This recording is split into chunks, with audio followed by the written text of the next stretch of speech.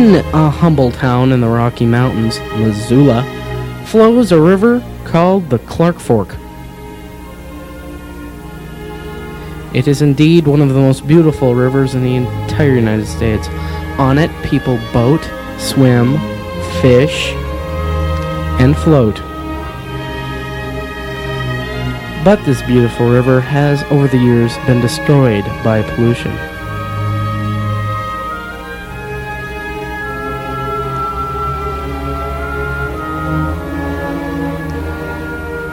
The town has grown around the river, and garbage has grown around the river also. An assortment of garbage.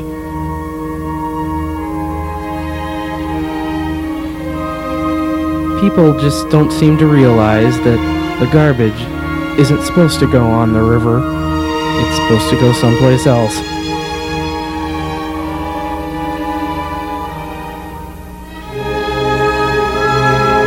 And that place is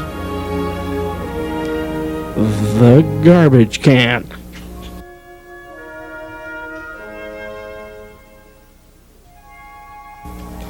In this short film, we will explore this trend of garbage.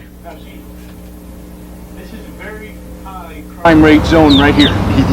People throw litter all over this spot. First guy we see, he's ours, man. We're gonna bring him down. Never gonna see out. Here comes the guy now. Yeah, he's dead. He's dead.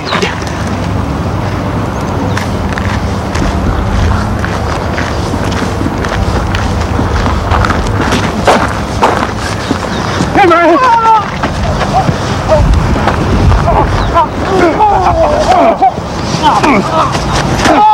Turn over, man.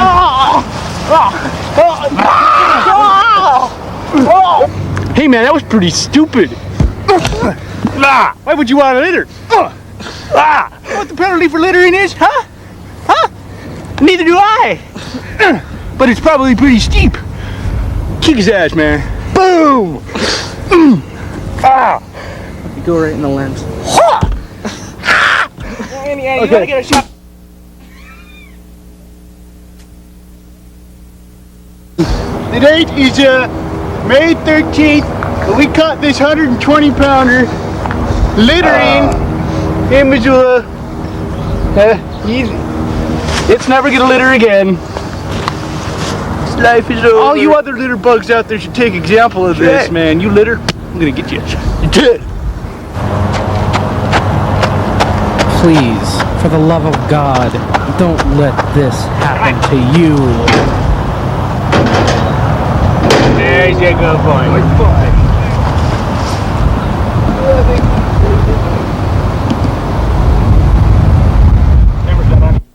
Even though many people are caught by the junk police, some still can't learn. But protecting this river is a bigger job. We must all join together and protect this beautiful resource of the Missoula Valleys.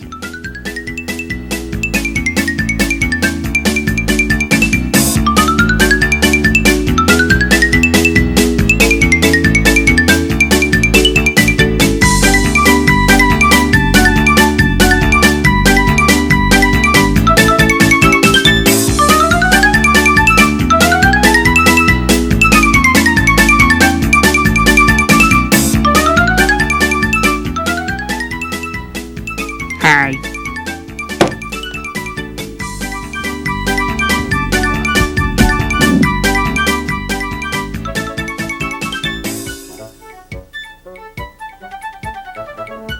Hey man, I'm not gonna litter, okay? I'm not.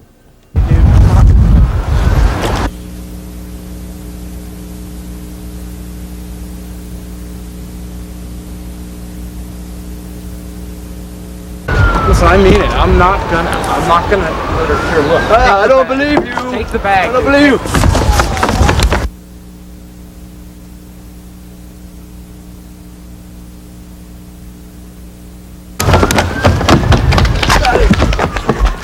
Get him! Get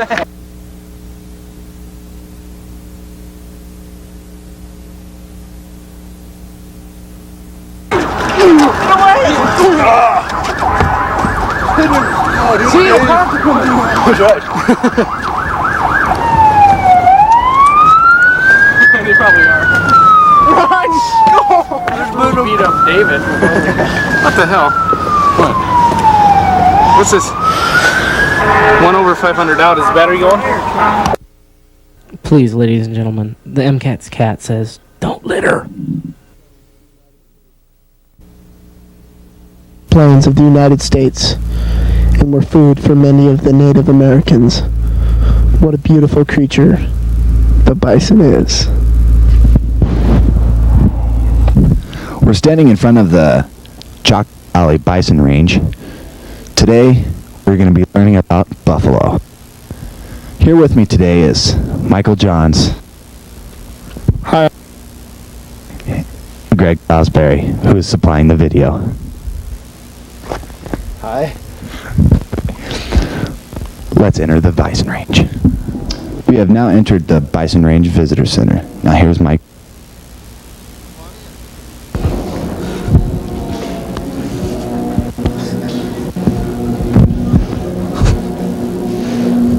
Once, only a few years ago, buffalo came within a heartbeat of extinction. Rescue came from an aroused citizenry determined to save these magnificent animals. Today, the buffalo's position has been safely secured in places such as the National Bison Range as a direct result of the work of early conservationists. Symbol of a nation.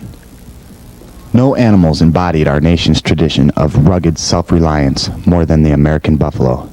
When the first Europeans reached North America, the buffalo was the most abundant, large mammal on Earth. They were distinctly American, hardy animals forged by the harsh environment. In size, they were equal on the Great Plains. Full-grown bulls standing 5 to 6 feet at the shoulder and weighing about 1,400 and 2,000 pounds. Cows averaged between 700 and 1,100 pounds, and calves were commonly weighed 50 pounds at birth. Marcy, can you tell us a little bit about your job description? Well, basically, we handle anything that people do on the Bison Range. That includes the visitor center, the tour roads, an education program, teacher workshops. We have probably 6,000 school kids a year. Do it. We are now looking at some cow elk on the Bison Range grazing.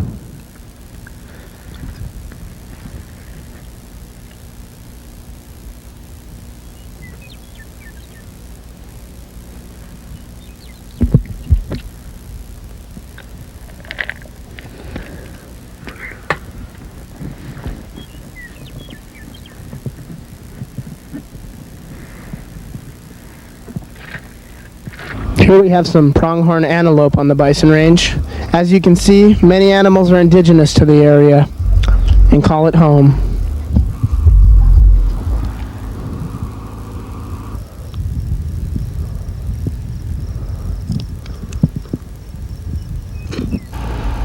As you can see, we've pushed them back further, but they're safe here from any harm. We've come across 4 buffalo in the wilderness rubbing up against a tree.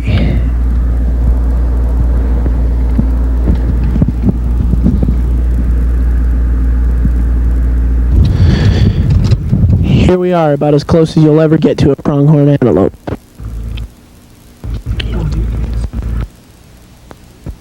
And it's a buck.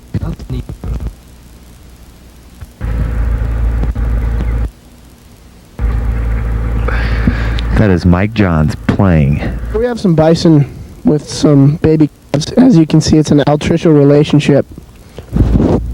Imagine we were back in the pioneer days on horses. There's nothing but you in the woods and the buffalo. The donka. The donka. The donka. The donka.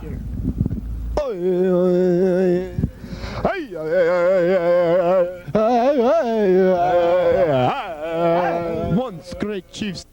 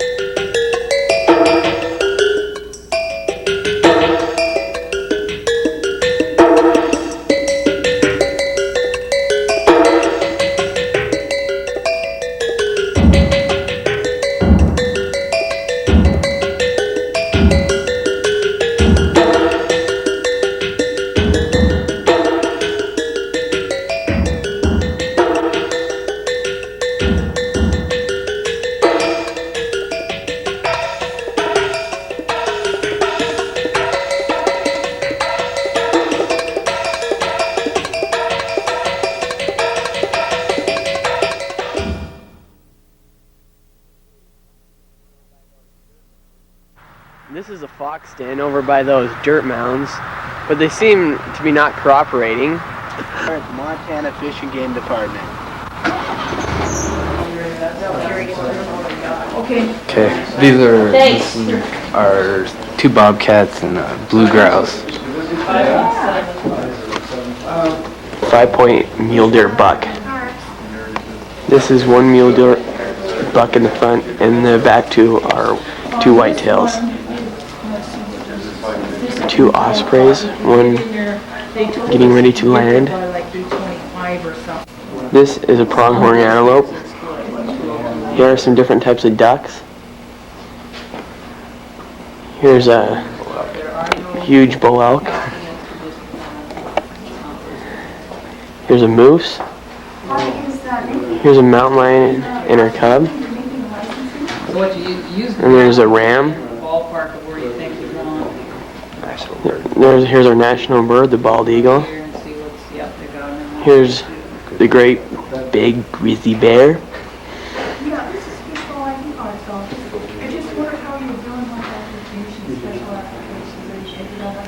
Here's the golden eagle. And here's the skull of a bison. Here's a bull trout mounted. A snow goose flying through the air. A mountain goat up on a rocky ledge. There are 2 white-tailed deer standing down by the creek. Here is a rifle, fishing pole, and a bow, and these are some of the sports we do in western Montana.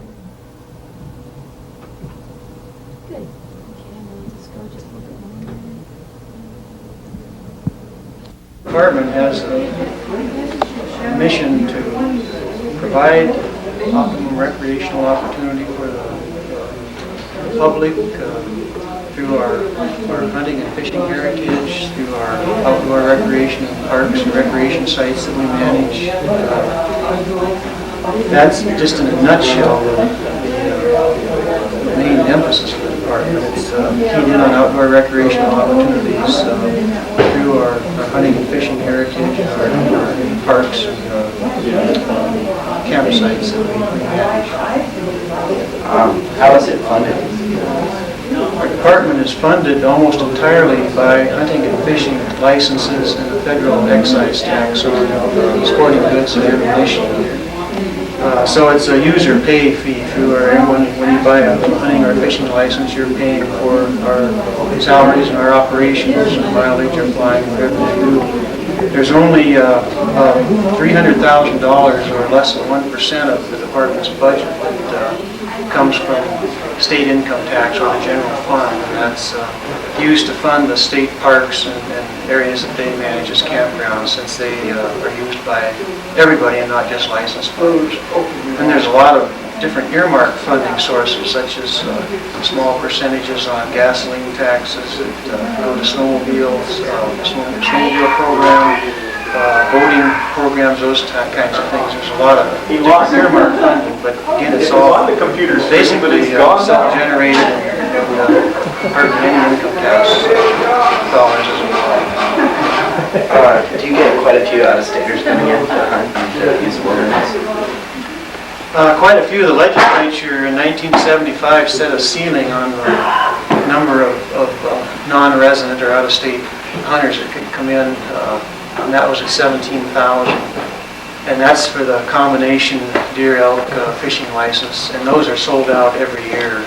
There's quite a bit of competition for them now. They have to, most years they go to a drawing just to allocate out the 17,000. So these people don't all use the wilderness. A portion of them do, but a good many of them, of course, use the areas outside our wilderness areas for hunting. All right, well, thank you. That's it. Okay.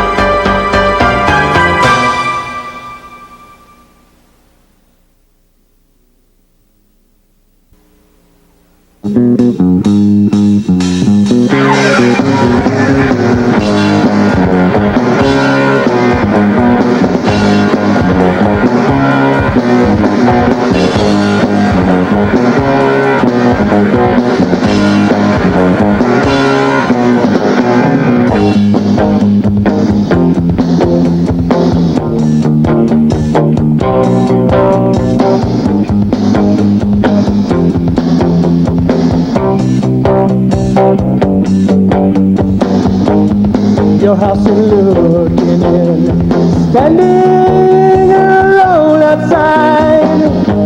Was it such a sin just to wanna be by your side? Come on, be fast now, love. Come on, be fast now, love.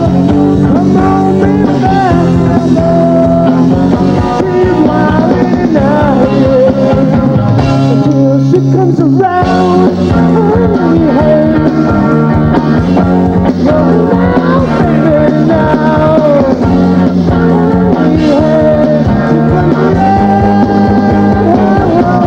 She comes around, honey, hey. Well, now, baby, now. She comes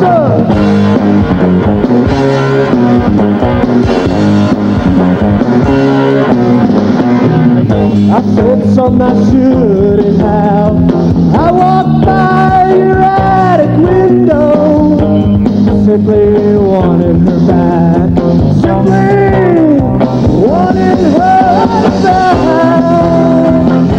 Come on, be fast now, love. Come on, be fast now, love. Come on, be fast now, love. She's wildin' now, yeah. Until she comes around, hey, hey. Well, now, baby, now. Hey, hey. She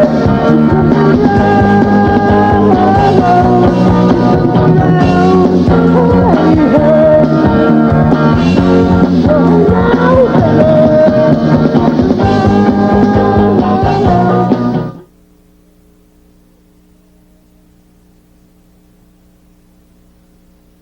hey.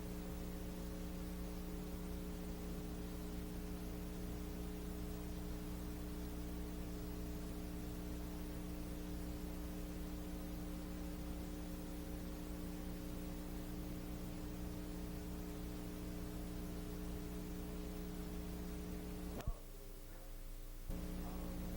Hello. Jeff France, co-owner of Board of Missoula, and this is our fall disc selection. Mostly what we have here right now is disc crafts, and we just got a shipment of 500 Innova discs. Come on back.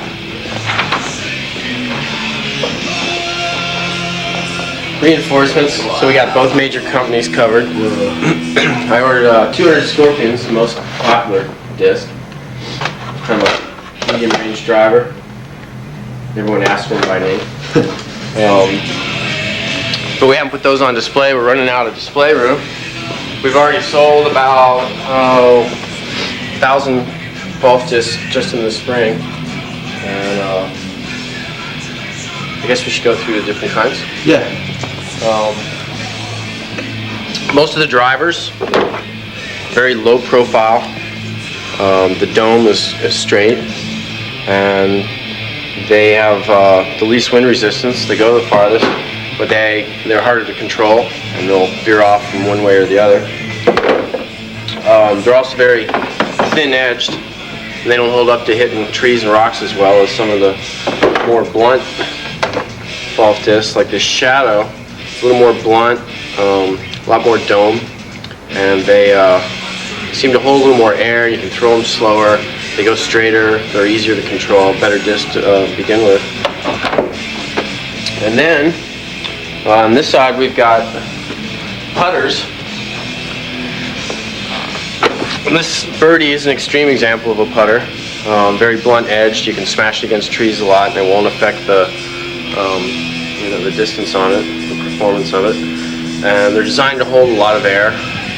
cup a lot of air and just float. You can throw them straight and they won't veer off or dish from one side to another. And most of the people that have been golfing for a while, they carry both drivers, mid-range, and at least a putter of this size. We also have little specialty discs. This one is a dolphin and it floats in water. We don't have too many water holes around here, but in case you did. Right, and all these discs are $9, right? Yep, everything's $9. Another specialty disc is a Jaguar, which is more for a traditional frisbee thrower who wants a little more diameter, a little more stability, and they're used to that bigger falk disc, as opposed to something like a Gazelle, which is the other extreme, very small diameter, very low wind resistance. A lot harder to control. And I bet you can throw those ones farther though. yeah, those will go a lot farther once you learn how to throw them. But for some people that are coming in, used to the regular big frisbee, we suggest these. And it's kind of a good transition disc before you get in there. And then there's everything in between. Great, thanks a lot, man. Hi, I'm coming to you today to show you how to falf. We are up at Blue Mountain and we're just gonna falf 9 holes.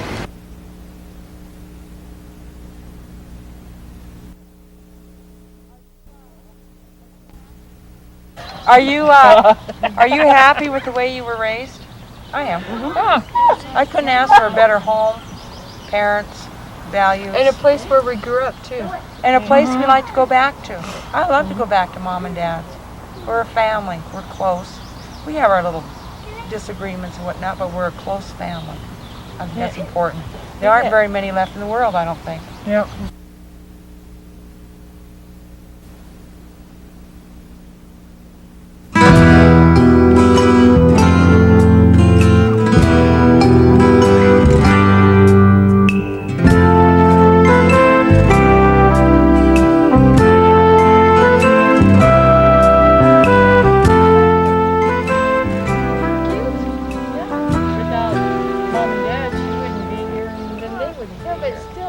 I'm teaching my kids the values that my mom and dad taught me. I know I'm a generous type of person because of mom and dad. It's just my whole belief system, I think. I credit to Mom and Dad. Although it may sound really strange. I hear mother in me and dad in me an awful lot. When they become our parents. Yes, oh my God! she really believes. She does. Believe it. Yeah. I'm a good kid. I have to agree with all that. Yeah. Everything they've done.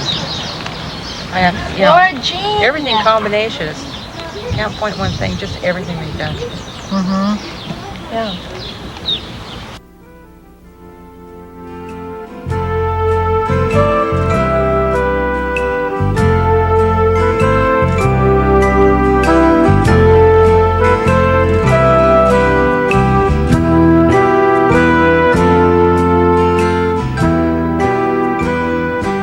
Do you remember when Grandma got real bad and then Mom tried to take care of her at the house and Mom had her back surgery? Mm-hmm. And they brought her home?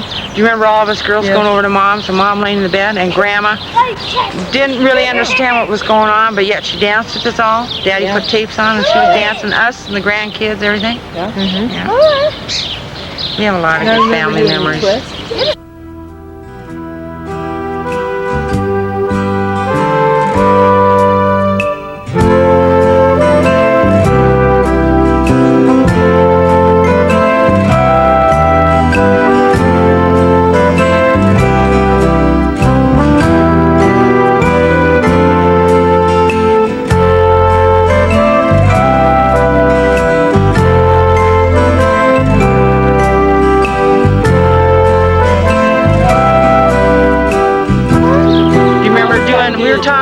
Doing the hula hoops in the backyard, even Dad, and the kids standing and saying, "We want to play with it, we want to play with it," and those girls saying, "Hey, us first."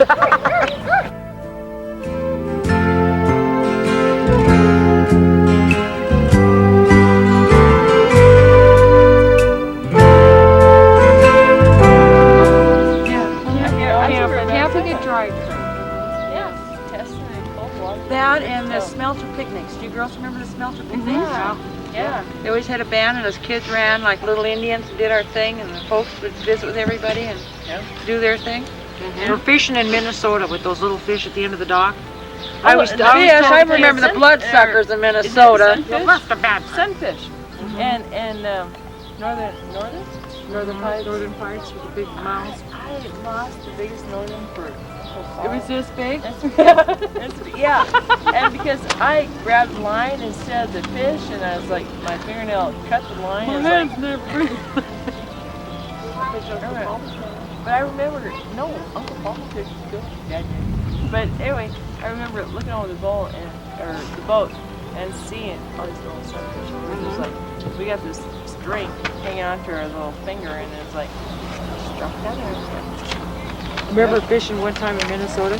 I always told my kids that Dad's the one that taught me how to bait a hook. I can bait a hook slicker than any man because my daddy taught me how to bait a hook. Oh yeah. So I remember once I was casting my line out, we're out in the middle of the lake on this flat thing, and I went to swing it out like this, and I hooked something, and I turned around and I had it right in the back of Dad's britches. Do you remember the time that we went camping? It was the first time we went camping with Mom and Dad, like with my family and your family went to Park City. Was that where it was? Park City. And we were going to go out in the canoe, and the guys told us all of us girls and our mother could not get in that canoe. We would sink. Do you remember that? And us rowing out in the middle of the lake and coming back, and then the moose coming to the edge of the water, and the kids and the men were all standing along the shoreline watching this moose. We must have been babies. You weren't babies. Before my time. Well, you were babies. It wasn't before you. No, You had little kids. I had swollen eyes. I was beat up by Mom and Dad. I don't remember no moose though. You don't remember the moose? I do remember Park City.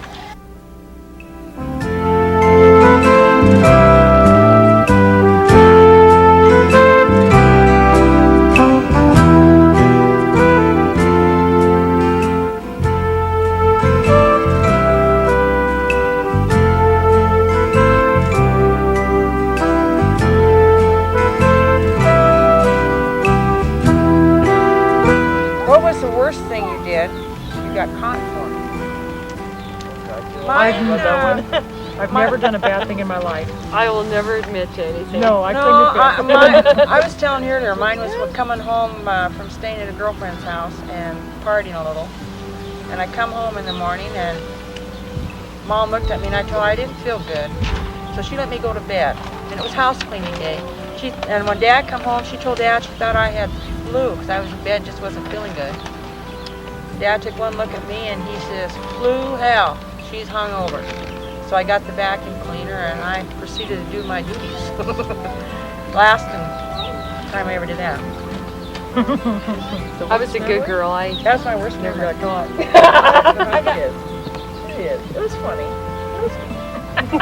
You had to be there. What was the worst thing you did you got caught for? I never did nothing wrong. I never admitted How to about anything. skipping school? Didn't you skip school when you were in high school and got caught? Yeah, and I got over 100 hours of detention. I'm telling you worse. How about you, Schwartz? I remember you having a car and taking the back seat out of the car and you running around with no back seat. I would never think of doing that. That's the worst thing I ever did. You're not telling, huh? You're taking the fifth. Okay. You're welcome. I never did anything bad. Should we go to the next question? Yeah. Do you think that you would be the same with different parents?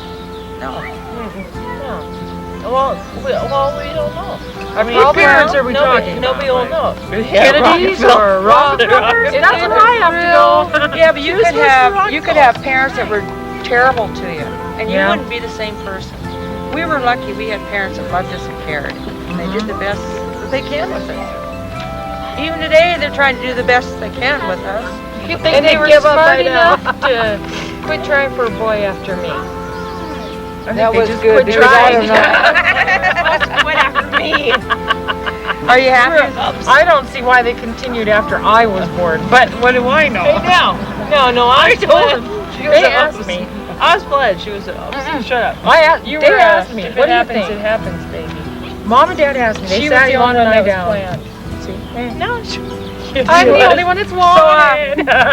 If Renee was planned, where does number 1 come in here? I mean, you know, I was the black. Where's happened? You stay in a car. You were practiced. Yeah, I'm.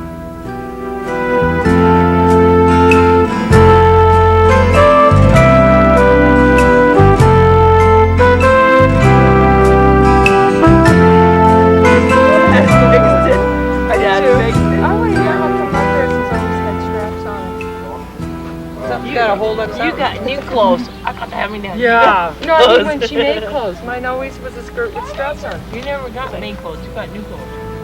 Anyway, go ahead. What part of the day did you get along with your parents most? She ran out of material. When we're sleeping. I was gonna say, that's when they're probably, sleeping. they would probably like to answer that question themselves and say the best part of the day is when we were sleeping. No, the best time is when they're sleeping. Yeah, then we get run of the house. Refrigerator is ours. Yeah. You remember waiting for Mom and Dad to go to sleep so we could play downstairs and we were supposed to be going to sleep? Yeah. And Mom's ankles were pretty touching. Remember, all the goodies are in the cupboard in the yellow dish. I always remember that. Yeah. What would be the final message to your parents? Thank you. I love you. Thank you. Love you.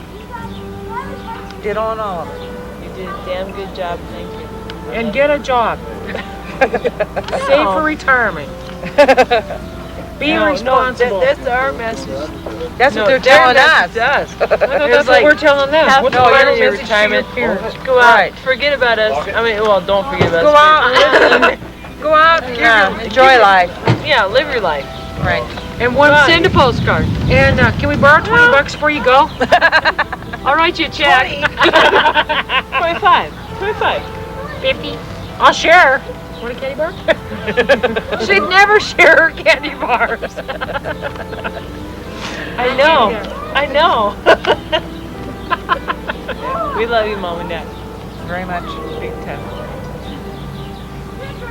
Hope you enjoy our tape. Jenny's tape. Yeah. This is all Jenny's idea. I think it's a nice one. Talk to you soon.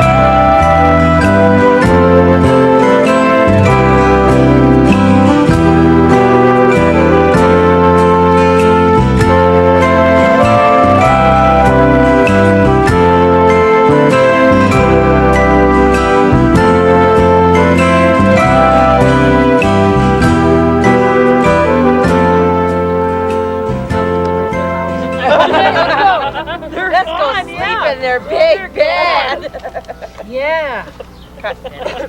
Let's go eat those peanuts for Dad's lunchbox tomorrow. I know where the key to the house is. Snowballs. Let's eat the snowballs. Remember when they used to have snowballs? Dad would never let us. Mom would let us. Yeah, clear for Dad's lunch. Come on. Still rolling that damn thing. So I'm cigarette. Cut. Whose cigarettes are like to cut? Or cut! Ian!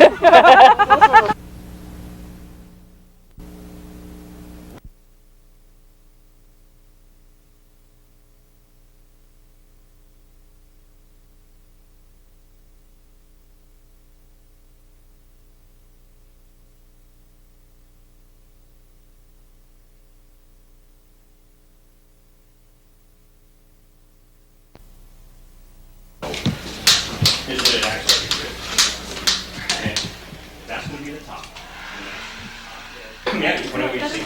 Actually, the curtains are an advantage. Because they're soft, they're easier to draw than actually the framework itself. Yeah, because they're regular.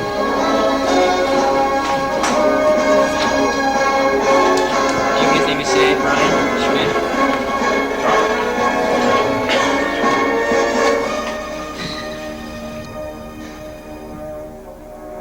Good afternoon. Actually, good morning. My name's Ed Thomas. I'm one of the art students over at Sentinel High, and you are currently viewing one of my drawings. In the background is spaceships, and then zooming up to the one that's in the upper corner here, you can see it's very highly detailed. And also, it's also mixed medium, felt tip pen, colored pencil, among with several other mediums within it. Here's another one that is in robot mode. This is an arm right here. Doesn't look like an arm, but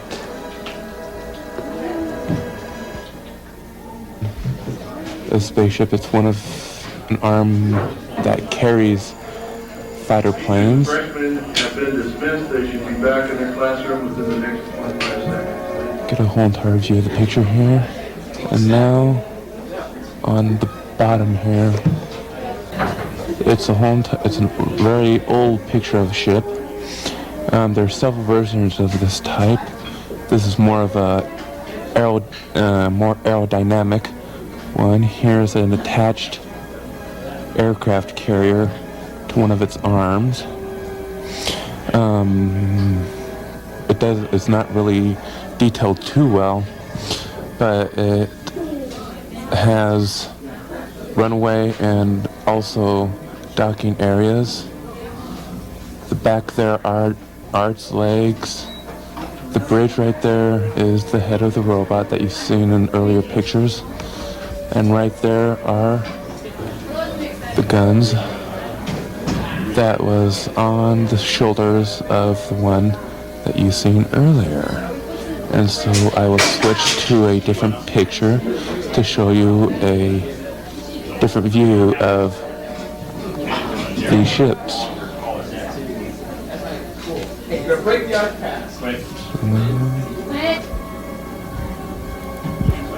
I can turn it up to automatic focus. This is another one of my drawings. It's a blonde military officer. Her name is Lieutenant Sylvie Gina. And her uniform is a mixture of leather and metal. The black is there to indicate the leather, and so are the upper shoulder areas. Red area there where she attaches, I don't know, probably a life support package on her back or something like that, I don't know. I just drew this out of my own head, so I don't know what I actually was drawing. The blue indicates the metal part of her uniform. You can see that her eyes are green, very highly textured hair.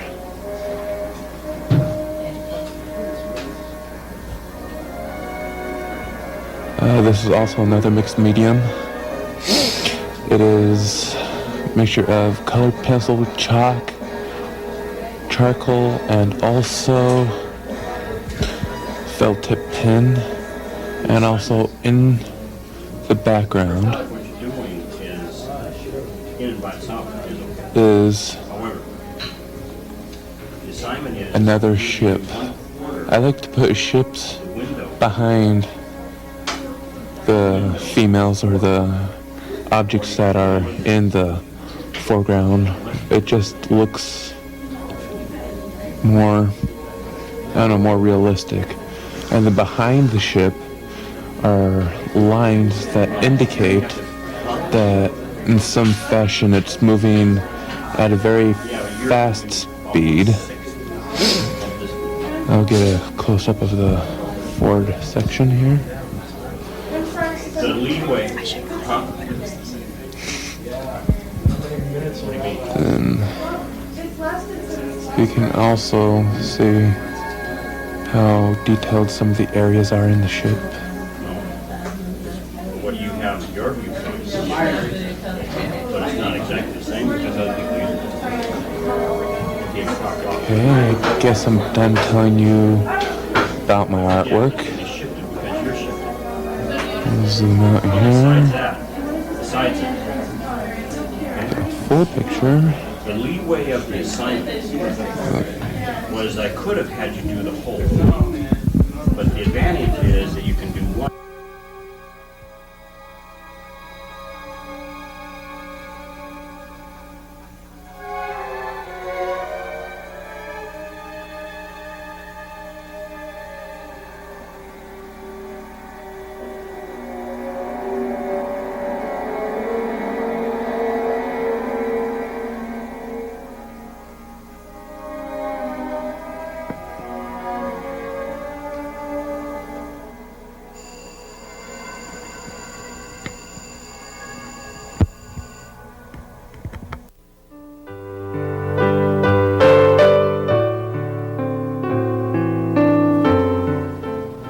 La scène, dans un salon de thé.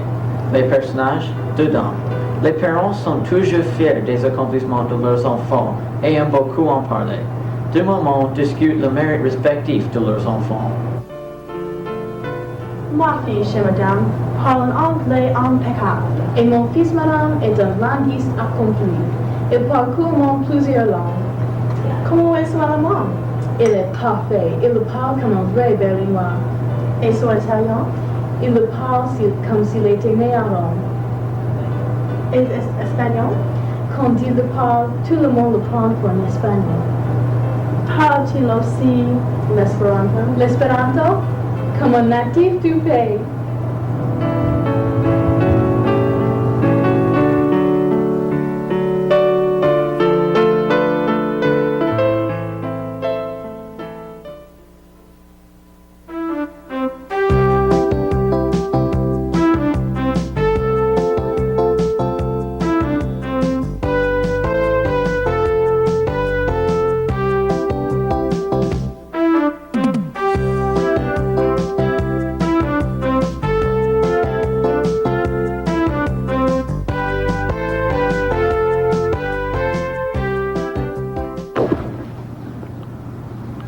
Directeur, bien connu pour son énergie et son manque de tolérance envers les fainéants, était en train d'inspecter un entrepôt quand il se trouve en présence d'un jeune garçon assis sur un casse et qui se tournait les pouces en sifflant gaiement. Le directeur s'arrête, interdit. On n'avait jamais vu ça dans sa maison de commerce. Combien gagnez-vous par semaine? 50 francs. Voilà vos 50 francs. Vous êtes congédié. Le jeune garçon empoche l'argent sans rien dire et sort. Après son départ, le directeur demande au contre-maître qui passait. Depuis combien de temps ce jeune garçon travaille-t-il pour nous? Ce n'est pas un de nos emplois. Il est devenu libre des prospectus que nous avions commandés à l'imprimeur.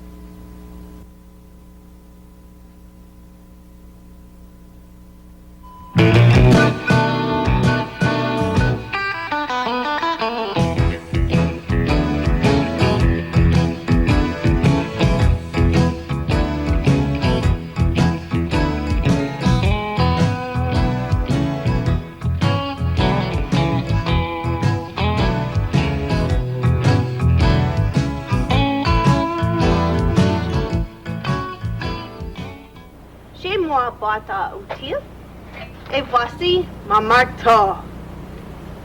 Où sont des clous? Non, je ne veux pas ma tournevis.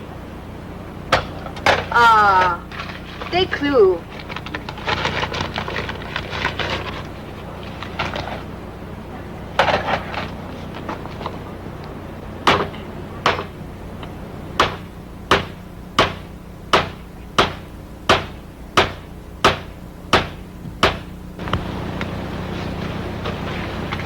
Ah, bonjour, veux-tu m'aider?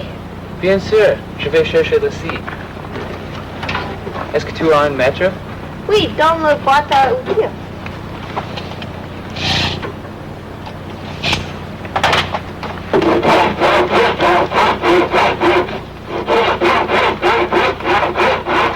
Il y a beaucoup de cire. Oui, je le balayerai avec le balai. Où est la poubelle? C'est là-bas, à côté de l'échelle. Ah!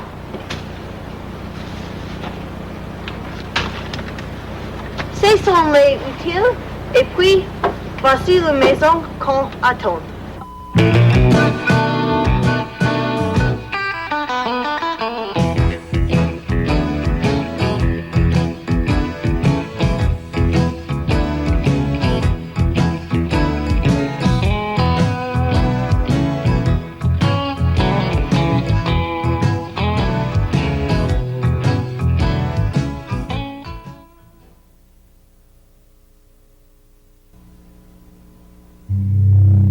Le message.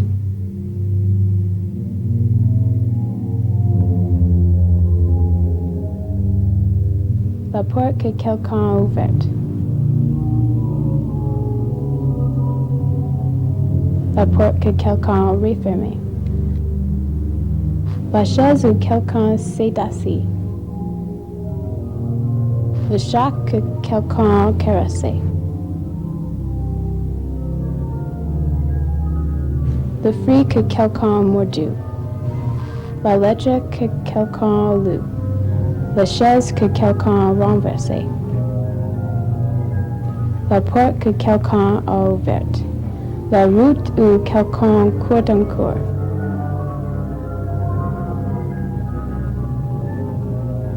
Le bois que quelqu'un traverse.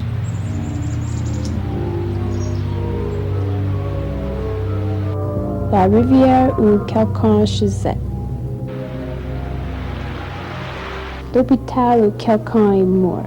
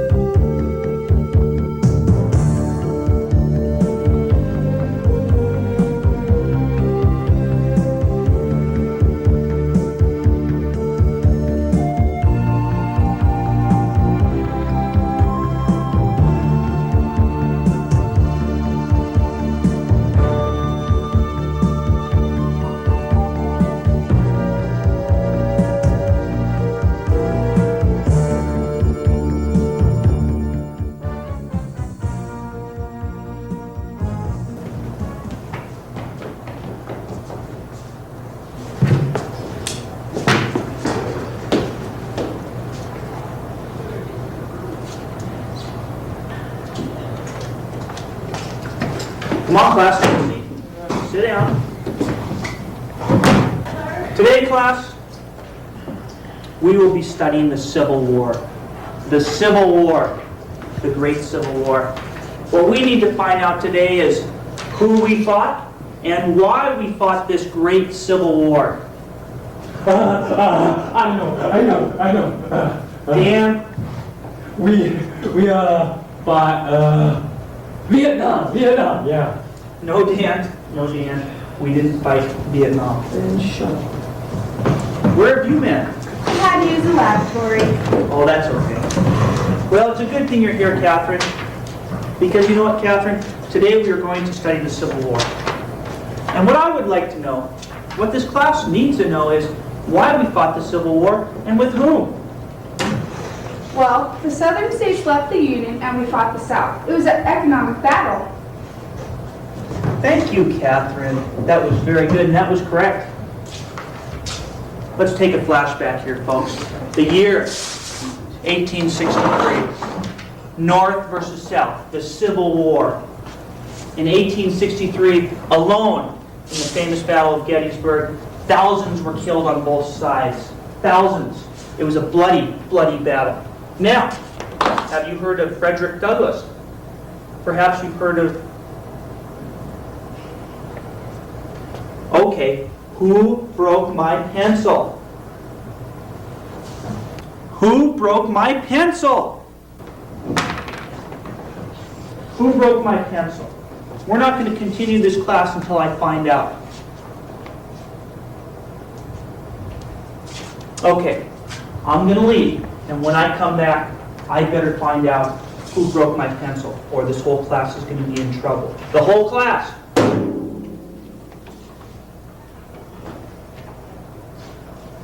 You did it, Dan. Did what? Fought in the Civil War? No, you idiot. You broke Mr. Peabody's pencil. Okay. Who broke my pencil? Dan. Okay. Now we can continue with our class discussion. Mr. Peabody, where's Vietnam? Dan, we are not talking about Vietnam. The Civil War didn't occur in Vietnam. Well, Cody said I fought in the Civil War, and I don't remember fighting. There's a good reason, Dan. You weren't in the Vietnam War.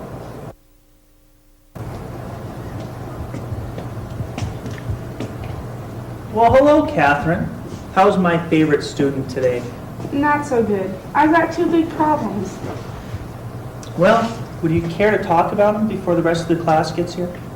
Well, Dan asked me out and... Oh. My poor child. He's the only person in class who can't spell his own name.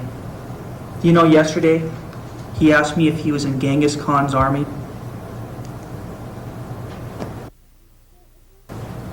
Well, it's not Dan that bothers me so much. Well, I guess, sort of. He didn't break your pencil. I did. Why? I don't know. Sorry. I guess I deserve some detention. I don't know.